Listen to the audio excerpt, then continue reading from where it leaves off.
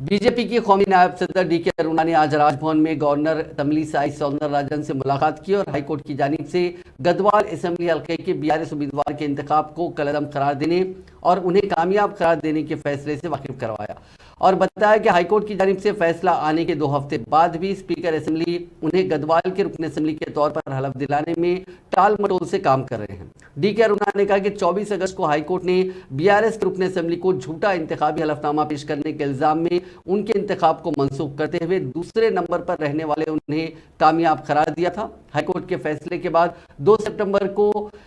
Election commission of India نے gazette جاری کیا۔ بعد ازاں وہ اسمبلی کے اسپیکر اور سیکریٹری سے ملاقات کرنے کی کوشش کر رہی ہیں لیکن وہ رابطے میں نہیں آ سکے۔ تاہم بحیثیت رکن اسمبلی ان کی حلف برداری کی تقریب بھی آگے بڑھ رہی ہے۔ ہائی کورٹ کے فیصلے کی نقل اور الیکشن کمیشن کے گیزٹ کی نقل کو پیش کرنے کے بعد بھی اسپیکر اسمبلی انہیں حلف دلانے سے پسو پیش کر رہے ہیں۔